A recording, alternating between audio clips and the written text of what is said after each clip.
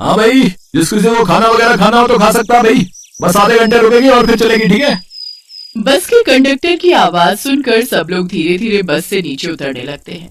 बस एक ढाबे पर आकर रुकी थी। ढाबे के बोर्ड पर लिखा था सिर्फ 50 रुपए में 5 रोटियां, एक सब्जी, दाल और चावल। इसके साथ ही नीचे छोटे छोटे अक्षरों में ये भी लिखा था कि थाली में दोबारा खाना नहीं दिया जाएगा।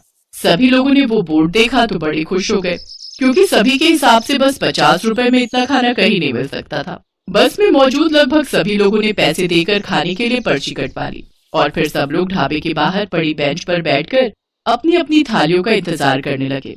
तभी एक वेटर बाहर आया और उसने सबके सामने खाने की थाली रख दी।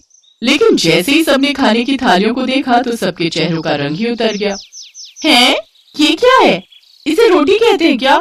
अरे ये तो पूरी से भी छोटी है। और ये इतने से चावलों से क्या होगा? दाल और सब्जी भी 2 चम्मच से ज्यादा नहीं है। इसमें क्या किसी का पेट भरेगा? ये तो सरासर धोखेबाजी है। चलो हम सब मिलकर ढाबे के मालिक से बात करते हैं। खाने की थाली देखकर वहां बैठा हर आदमी नाराज था।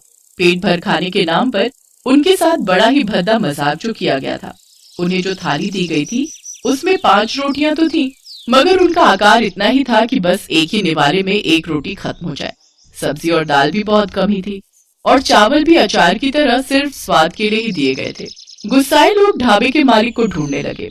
तभी उन्होंने देखा कि काउंटर पर कुर्सी डाले एक मोटी सी औरत वहां बैठी है और फिर, इस ढाबे की मालिक आप ही हैं क्या? हाँ, बताओ क्या चाहिए? हमने खाने के लिए पूरे 50 रुपए दिए हैं और हमें खाने में क्या मिला आपको पता भी है? क्या मिला है मतलब? यहाँ की थाली सबके लिए एक जैसी है। हाँ, पर बोर्ड पर तो आपने लिखवा रखा है कि। अरे मैडम जी, यही तो लिखा है कि 50 रुपए में 5 रोटी, सब्जी, दाल और चावल। तो वो तो सब दिया है ना तुम्हारी थाली में, फिर क्या तकलीफ है तुम्हें? तकलीफ ये है कि रोटियों का साइज बहुत ही छोटा है। सब्जी और दाल तो शुरू होने से पहले ही खत्म हो गई। चावल भी बस इतने हैं कि अभी बैठकर दाने गिनकर बता दूं तुम्हें। हाँ तो मैंने बोर्ड पर ये कब लिखवाया कि बाल्टी भर के दाल और सब्जी मिलेगी या 5 किलो चावल मिलेंगे? देखिए मैडम, बात साफ है, रोटियां भी हमारे यहाँ इतनी ही बड़ी बनती हैं। अब पेट भरता है तो ठीक, वरना एक थाली का और कूपन कटा लो। दिक्कत कहाँ है? अरे ये तो सरासर गुंडागर्दी है। ओए, गुंडई की बात मत करना, समझी ना? बहुत आते हैं और रोज आते हैं तेरे जैसे, इसीलिए मैंने भी लठैत रखे हैं अपने साथ। वैसे तेरे लिए तो मैं अकेली ही काफी हूँ। बोलाऊं क्या बाहर निकल के? कंचन जितनी कंजूस और लालची थी उतनी ही बदतमीज भी थी। कंचन की बात सुनकर जैसे ही उस महिला ने कंचन के पीछे देखा तो वाकई वहाँ पर लाठियां लेकर 2 लठैत खड़े हुए थे, जो कंचन ने रखवाए हुए थे ऐसी ही स्थिति से निपटने के लिए। कंचन के लालचीपन की वजह से आए दिन कोई न कोई राहगीर उससे भिड़ ही जाता था, जिसके बाद कंचन अपने लठैतों के जरिए उसे पिटवा देती थी। लोगों की मजबूरी ये थी कि शंकरगढ़ को जाने वाले हाईवे पर बस कंचन का ही इकलौता ढाबा था, जहां लंबे सफर के बीच लोग रुककर खाना खा सकते थे। और ऊपर अपने ढाबे पर बस रुकवाने के लिए कंचन हर बस के ड्राइवर को पैसे भी देती थी।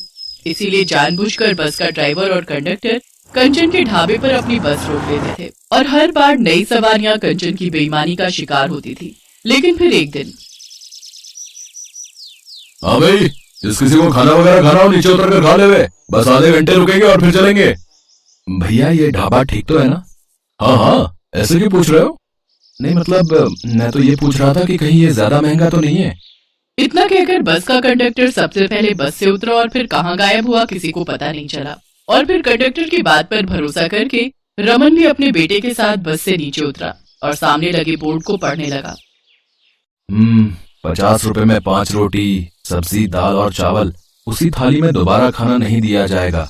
ये तो सही है, 50 रुपए में काफी खाना मिल रहा है, तो अगर दोबारा ना भी मिले तो क्या दिक्कत है? मेरे पास बस ये 50 रुपए ही हैं, तो इतने खाने में तो मैं और लल्ला दोनों आराम से खा लेंगे। रमन एक गरीब बढ़ई था। वो शंकरगढ़ में अपने एक रिश्तेदार से मिलकर वापस अपने घर लौट रहा था। उसके साथ उसका 4 साल का बच्चा भी था। बस की टिकट लेने के बाद रमन के पास बस 50 रुपए ही बचे थे। उसने फौरन लाइन में लगकर थाली के लिए 50 रुपए दिए और एक टोकन खरीद लिया।